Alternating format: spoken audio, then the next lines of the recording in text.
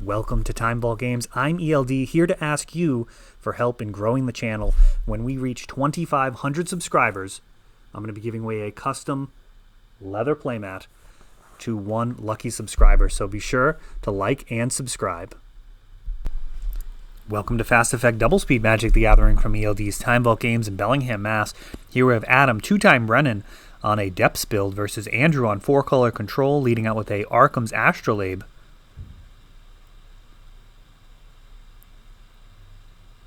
Once Upon a Time, leading out for Adam, first spell of the game.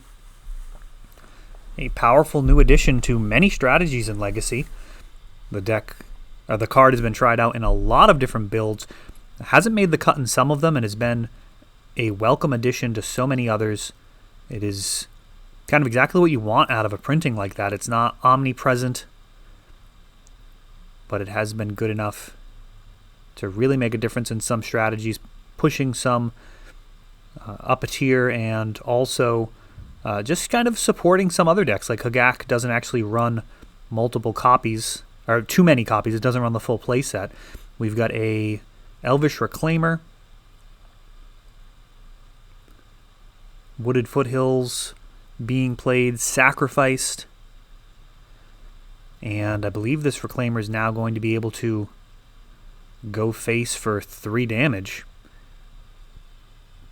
Not a bad backup plan for a combo deck. 1 mana, 3/4s.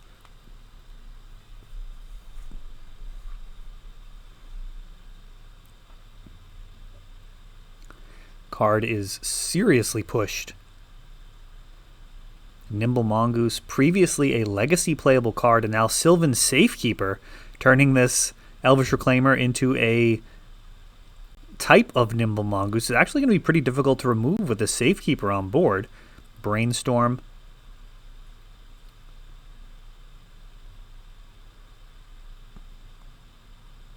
Does it have a fetch to go along? It does. Best combo in the game has been assembled. Will it be enough in the face of 4 damage a turn? This is a 4-turn clock.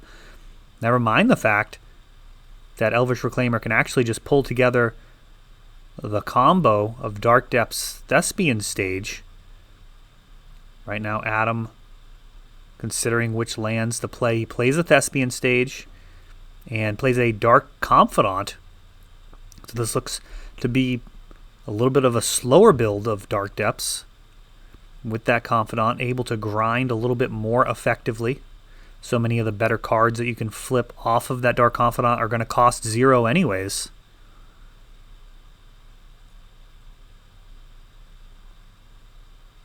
Arkham's Astrolabe powering out a Wrenn in 6. We barely knew ye. This is some footage from the end of the year last year. Probably December, late November, right toward the end of Wrenn in 6's reign. We see here Wrenn in 6 attempting to take out Dark Confidant. And he returns the favor, clearing the Planeswalker. And 4 damage goes to Andrew as well.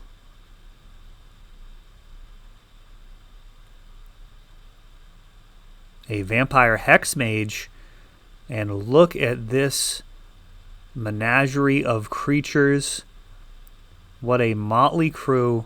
We got Vampire Hexmage, Dark Confidant, Elvish Reclaimer, and Sylvan Safekeeper teaming up. What a message of unity here. Creatures of all types teaming together for when the overall plan fails. We've got Thespian Stage with an Urborg. A Dark Depths could still come down and make a 20/20. But right now, all of these support minions actually going to be enough to close this out unless Andrew has something spectacular here. A Baleful Strix draws a card and a Tarmogoyf, and that is a pretty big turn of events. Sylvan Dark Confidant reveals a Elvish Reclaimer, and Adam can actually make a 20/20 here very easily with his Elvish Reclaimer. He adds another one to the board, and he passes the turn. 4-color control. We'll see what type of answers it has for a 2020 Merit Lage. End step, he's going to rotate out the Thespian stage and upgrade this Vampire Hex Mage to a 2020 Indestructible.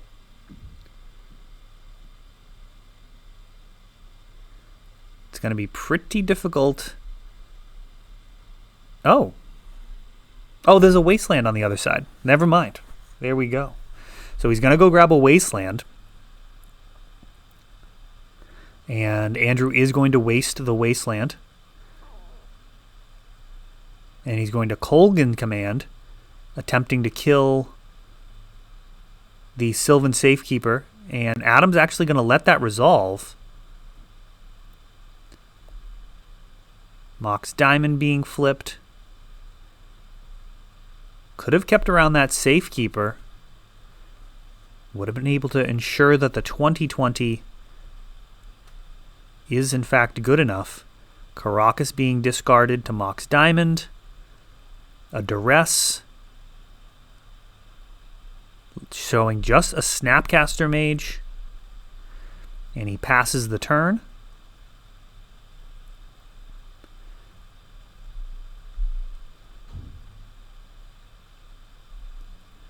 And now Snapcaster targeting Brainstorm.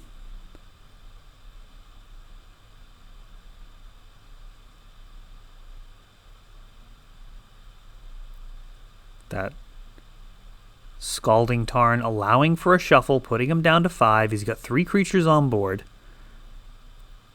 And now another Tarmogoyf. During the end step, going to get the Dark Depths, and the Hex Mage is going to make him big. And we'll see if he's got a breakthrough card like Sajiri Step in there. The work of these elves may not be done. Will they tutor one more time? It looks it. And he still has the Sajiri Step, so yes, he's got the ability to give pro, blue, or black, take your pick, to the Merit Lage and allow him to actually cross that finish line despite the speed bump of the Baleful Strix. Instead, just cruising right past to do 20 damage to Andrew, who was already down to just 5. Pretty interesting game in the ability for that control deck to turn the corner, stop the beatdown from those 3/4s for 1 mana. That whole team would have been enough to overrun a lot of different combo decks, or a lot of different control decks. Would have had a difficult time stabilizing there, barring something like a Terminus or a Dead of Winter, some type of sweeper, Toxic Deluge, you name it. Something to get all of those guys out of there. Even a Plague Engineer wouldn't have really done a whole lot, as there was just such a variety of different creature types.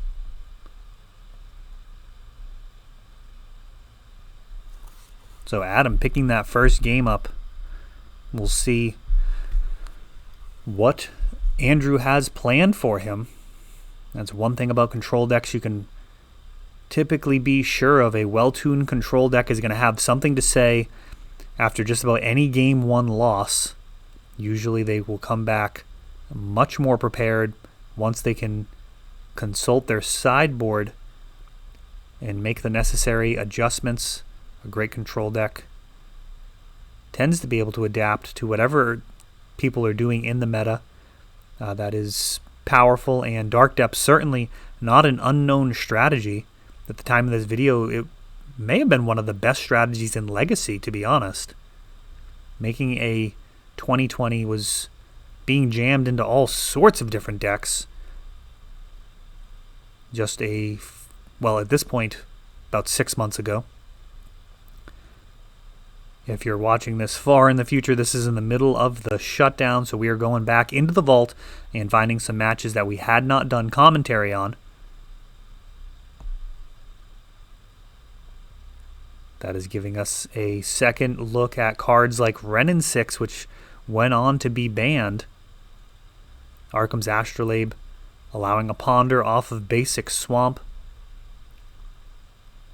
Astrolabe, such an incredible printing for the format. Was not super obvious to everyone when it first came out just how good the card was, but I'll tell you, the first time that you cast a turn 1 Astrolabe off of a basic island and then untap and then cast him to Torok, I mean, it's just very clear what it does for your mana, and also leaves the mana base so resilient, where Wasteland isn't just this crippling card, and similarly Blood Moon doesn't just end you.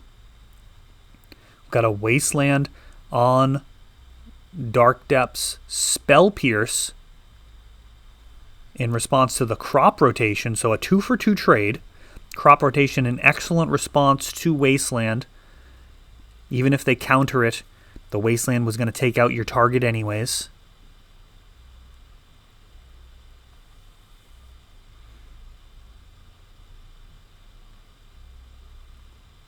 Elvish Reclaimer, such a impressive card.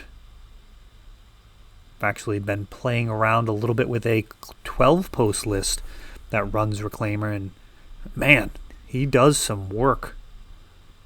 Makes every end step a potential nightmare for the opponent. Being able to upgrade your board position, turning any type of standstill into something that just eventually favors you.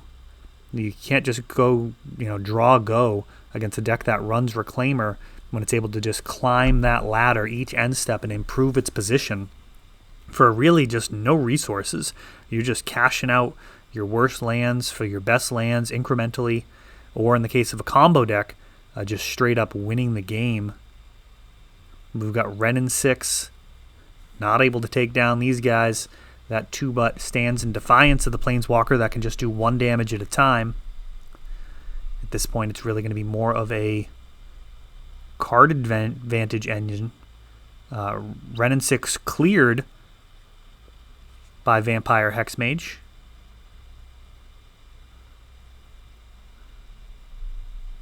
A play that we don't see as much now in Legacy. But always important to remember that Hexmage can clear your opponent's Planeswalkers as well as make a 20/20, getting rid of all the loyalty counters.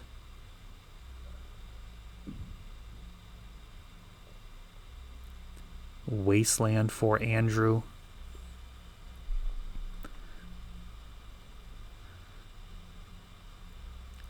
And it looks like it's going to be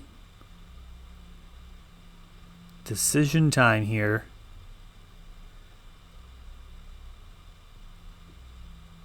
Beats or trying to make a 20/20. What's going to be the path to victory? Andrew going to take and go down to just 4.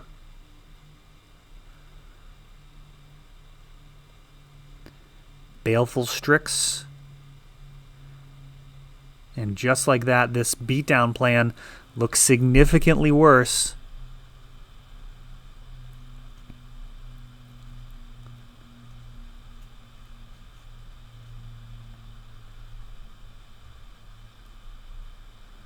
So close.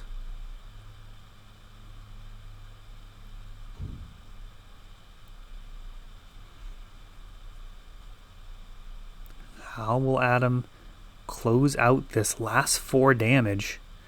He's going to pass the turn. Not going to be trading in any resources here. That Baleful Strix posing a problem. It's going to look to try and close it out the same way as last game. We'll see if he's able to. There's a Jace the Mind Sculptor. And that guy is a problem.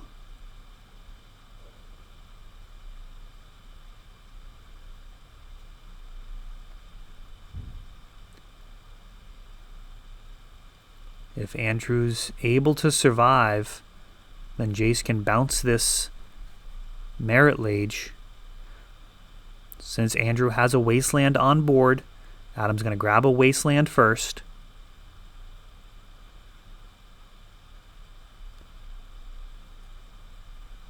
really is the best answer to opposing wastelands. The ability to force them to use their wasteland, and then you can just respond further.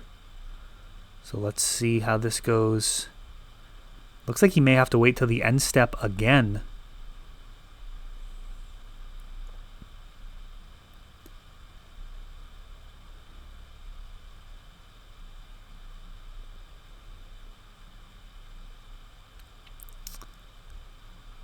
Adam looking to clear this Jace the Mind Sculptor. Andrew not going to allow it. He actually cashes in both of his creatures, getting 2 for 1.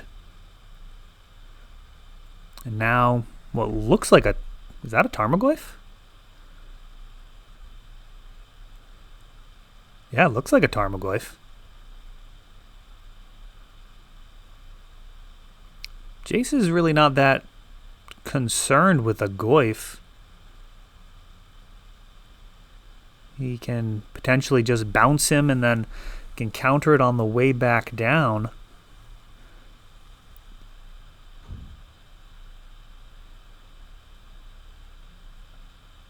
Another wasteland for Andrew. And it looks like he may have stabilized here at just 4 life. He's going to bounce the Goyf. And now once upon a time during the end step, finding the Dark Depths.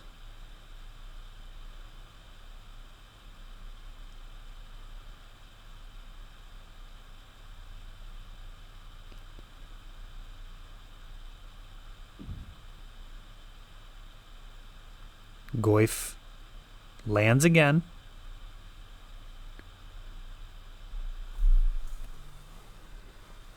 Another wasteland.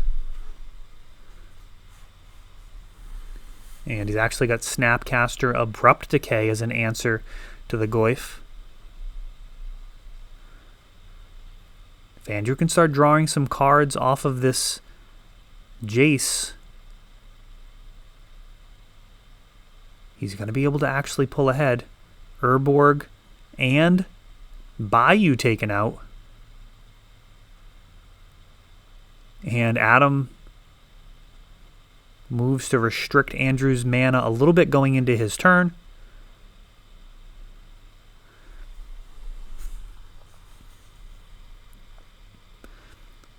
Veil of Summer floating around in Andrew's top 3. A Goyf of his own.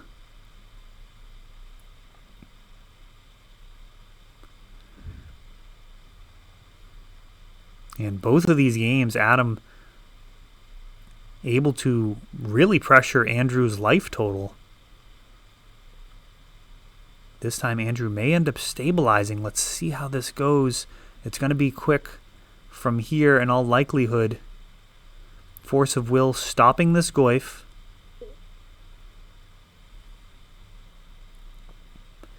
Adam still sitting on a 2020 potentially in his hand. He's got that Dark Depths just waiting for a partner in crime. Goyf and Snapcaster take a huge chunk out of Adam's life total. And these fetches leave him down to just 1 life as he plays another Jace, getting 2 activations of the Planeswalker. It's a blocker, so it goes to the bottom. Adam not going to be able to play 2 lands in a turn here, so... Oh, he's got the Vampire Hexmage to go along with the Dark Depths. Will he have to make it on his turn? Is the question. Does he have enough life to survive this swing? There's Planeswalker, Instant Sorcery, Land, Creature... We got first strike damage.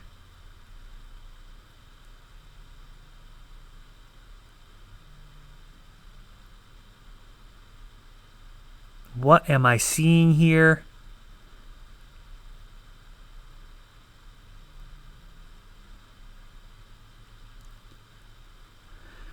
He uses Sajiri's Step to give the Hex Mage Pro Blue so he can't be bounced later on in the turn and then counterspelled on the way back down. And that is going to do it. Very interesting line. I'm not actually sure that was the best way to do that, but it was getting the job done. It did lead to victory. I wonder if Thespian Stage would have been also fine. But yeah, really interesting line. Adam finds a way to close that one out in a very closely contested matchup. That is all for this one, but don't worry, there is a lot more. You can check out our older videos, and we're always putting out new videos from ELD's Time Vault games in Bellingham, Massachusetts. If you want to help the channel, of course, you can like, subscribe, share, tap that notification bell so you can know the next time our new videos come out. Thanks for watching.